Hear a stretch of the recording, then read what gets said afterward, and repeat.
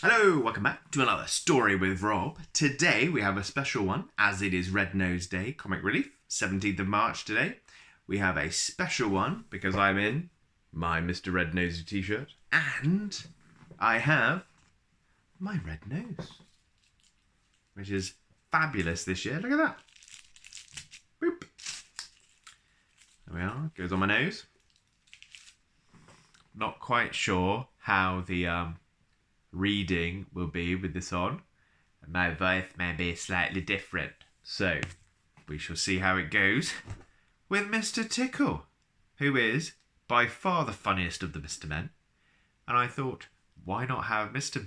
Tickle on Red Nose Day, where we're all supposed to be raising money by having some fun. So, again, if you can donate to Comic Relief, the link is in the description below, and I'm sure you can get your hands on, possibly, a red nose and some of these lovely t-shirts. Look at that, Mr. Red Nosey. A little big for me, but I will keep it for next year as well. So, before further ado, let's get on with it with Mr. Tickle. It was a warm, sunny morning. In his small house on the other side of the wood, Mr. Tickle was asleep. You didn't know that there was such a thing as a tickle, did you? Well, there is. Tickles are small and round, and they have arms that stretch and stretch and stretch. Extraordinarily long arms. That's just his house there. See if we can find him. Mr. Tickle was fast asleep. He was having a dream. It must have been a very funny dream because it made him laugh out loud, and that woke him up. He sat up in bed and stretched his extraordinary long arms and yawned an enormous yawn. Mr. Tickle felt hungry. So do you know what he did?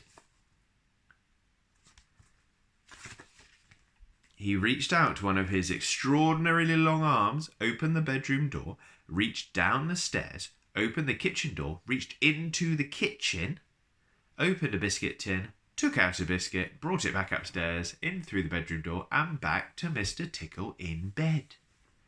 As you can see, it's very useful indeed having arms that are as long as Mr. Tickle's. Mr. Tickle munched his biscuit. He looked out of the window. Today looks very much like a tickling day. We all feel like that sometimes. A tickling day it will be. So later that morning, after Mr. Tickle had made his bed and cooked his breakfast, he set off through the wood. As he walked along, he kept his eyes very wide open, looking for somebody to tickle. Looking for anybody to tickle. Eventually, Mr. Tickle came to a school. There was nobody about, so reaching up his extraordinary long arms to a high window ledge, Mr. Tickle pulled himself up and peeped in through the open window.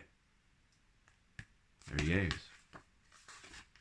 Inside, he could see a classroom.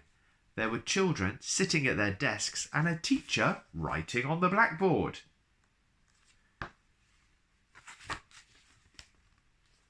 Mr. Tickle waited a minute and then reached in through the window.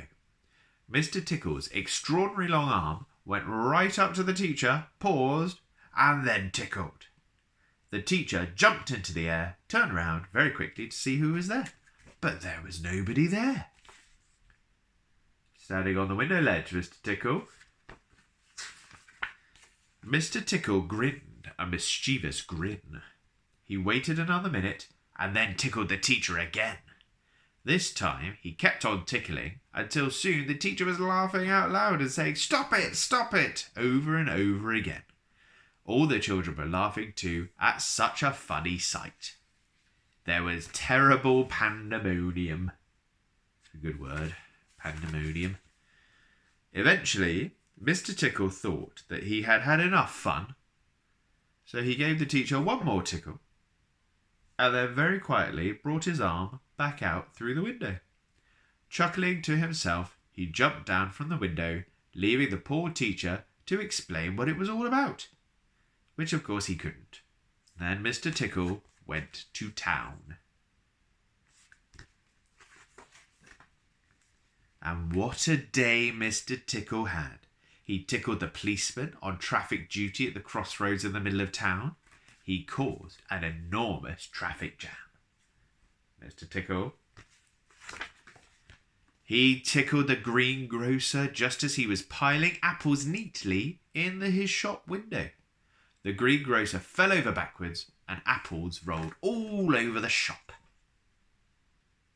Dear. At the railway station, the guard was about to wave his flag for the train to leave. As he lifted his arm in the air, Mr. Tickle tickled him. And every time he tried to wave his flag, Mr. Tickle tickled him until the train was 10 minutes late, leaving the station, and all the passengers were furious. Oh dear, Mr. Tickle possibly getting himself into a bit of trouble. That day, Mr. Tickle tickled everyone. He tickled the doctor. He tickled the butcher. He even tickled old Mr. Stamp the postman, who dropped all his letters into a puddle.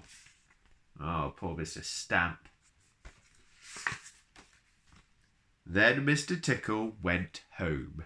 Sitting in his armchair in his small house at the other side of the wood, he laughed and laughed every time he thought about the people he had tickled. Very much enjoys tickling. So if you are in any way ticklish, beware of Mr. Tickle and those extraordinary long arms of his. Just think, perhaps he's somewhere about at this very moment while you're reading this book. Oh, maybe he's here with me. Perhaps that extraordinary long arm of his is already creeping up the door of this room. Perhaps it's opening the door now and coming into the room. Perhaps before you know what's happening, you will be well and truly tickled. So there we are. Look out for Mr. Tickle. Very, very long arms. Look at those. There he is. The end. There we are. Mr. Tickle by Roger Hargreaves. So that'll be our last one for Comic Relief, but on Red Nose Day itself with our Red Nose. So, thank you very much for watching. Hope to see you next time for more Stories with Rob. Bye-bye.